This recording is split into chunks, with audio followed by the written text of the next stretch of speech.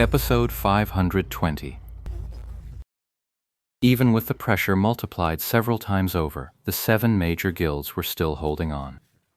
They believed that Blue Brook Guild and Tyrannical Ambition had been helping Lord Grimm track their movements all along, so the situation hadn't really changed. But their decision to actively seek out and attack the other side was a mistake. Ultimately, their water combat skills were just too poor. They couldn't efficiently eliminate the targets they found, allowing them to stall and delay until Lord Grimm arrived to save the day.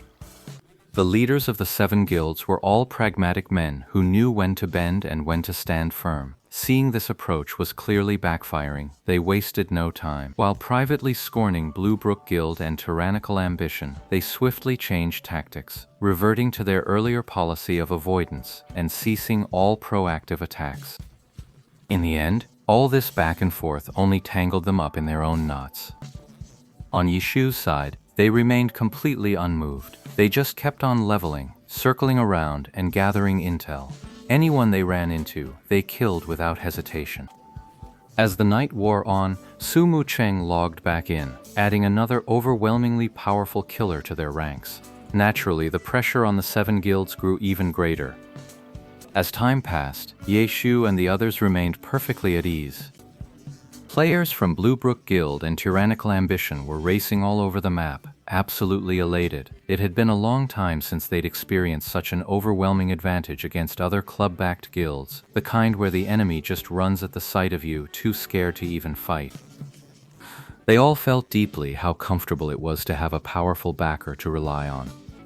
Midnight finally rolled around again, marking the start of the daily dungeon run.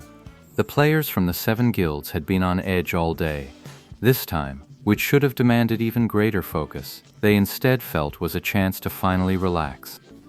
At least in the dungeon, you don't have to worry about those sudden, unpredictable ambushes. Let's get to the dungeon. The elite players from every guild were actively calling out. Finally we can get some rest. The 7 guild leaders were also thinking to themselves. They were, of course, all part of this elite team. They had toughed it out alongside everyone else the entire day. Form 2 4-man teams. Some of the more humane guild squad leaders gave the order. Their PvE skills were solid enough. A 4-man team could still clear the dungeon. They just wouldn't be setting any new records. In their current state, going into a dungeon is like taking a vacation. Who has the energy or drive to chase some dungeon record? The 7 guild leaders never imagined that their considerate arrangement would invite yet another fierce blow upon their guilds. The very first teams to finish the dungeon were ambushed, facing top-tier experts like Ye Shu and Su Mu Cheng. They didn't even get a chance to retreat back into the dungeon for safety. 2 teams were completely wiped out by these two. At other dungeon entrances, Tang Ru, Qian Cheng, and members from Blue Brook Guild and Tyrannical Ambition were also lying in wait. Relying on their numerical advantage, they managed to take down 2 more teams. A single dungeon run wiped out 4 teams, each from a different guild. This immediately sent all 4 guilds into a frenzy. They quickly realized the other side had been silently monitoring every dungeon entrance since just before the midnight reset. They saw their teams entering and leaving without exposing themselves, then simply dispatched personnel to wait and deliver a fatal blow when the dungeon run ended. The members of the 7 guilds had been on high alert all day and were genuinely exhausted. When midnight arrived, all they could think about was getting into the dungeon to relax. They were far too eager and far too careless. It was such a simple trick, yet not a single one of them thought to guard against it. It was too late for regrets now. The 4 annihilated guilds immediately realized that with such a move, the enemy likely had intel on more than just these 4 dungeon entrances. They had simply focused their main assault on these 4 because of manpower constraints.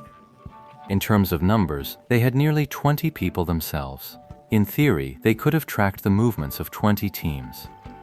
Realizing this, the 4 annihilated guilds immediately notified their other teams. While the enemy's setup was still incomplete, they should switch to a different dungeon entrance as soon as they got out. As for the 3 guilds whose teams were still intact, they got this intel too late. Their people had already entered the dungeon for a second time, leaving them utterly crestfallen. By now, it was too late to retreat. Forcing a dungeon exit would waste an attempt and count as a death. Definitely not worth it. But if you fight to the end and then come out, you'll still suffer losses if you run into an ambush. The safest way to hide right now is to log out inside the dungeon. But the area around this dungeon is a leveling zone. Who knows if they'll be grinding here all night. The losses from staying offline and not leveling are actually much greater. Left with no choice, the guilds had to take the risk. They'd clear the dungeon first, then gamble on whether their team's movements had already been discovered. So, when they emerged from the second dungeon run, the teams that didn't run into their opponents counted themselves lucky, while those who did had no choice but to surrender. This time, 2 teams were caught and wiped out the moment they left the dungeon.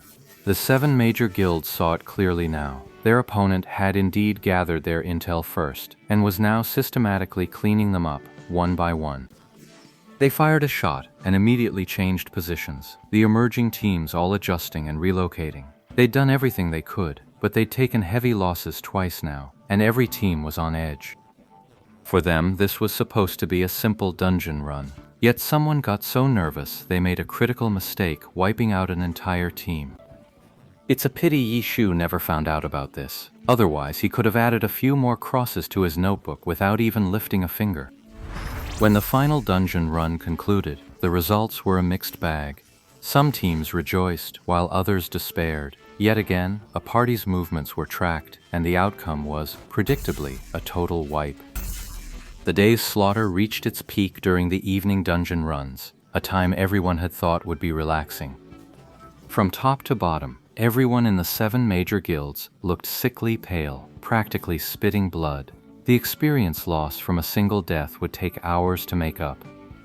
The leveling speed of the 7 major guilds had clearly slowed down, and the rankings of the top 100 characters on the level leaderboard had undergone a significant shift. While luck played a big part in their individual deaths, the overall trend was clear. The elite characters of the 7 great guilds were steadily slipping down the rankings. The killing spree finally exhausted the 3 dungeon runs for Thousand Wave Lake. But the guilds were already in disarray. What to do next? Everyone was at a loss. After this latest round of beatdowns, everyone's morale had hit rock bottom. Even the players who'd been lucky enough to survive the onslaught felt no sense of relief whatsoever. The elite players were now split into 2 groups. One group had just respawned in the main city after their 3rd dungeon run, and they were too listless to even bother heading out again. The rest drifted aimlessly across Thousand Wave Lake, unscathed but listless, like lost souls just going through the motions. At this moment, the leaders of the 7 major guilds couldn't bring themselves to spout any more empty platitudes about perseverance or holding on. After a day like this, what was the point of persevering, really? They were being incredibly careful, yet they kept getting picked off. Even if you see a dungeon ambush coming, it's still incredibly hard to guard against it completely.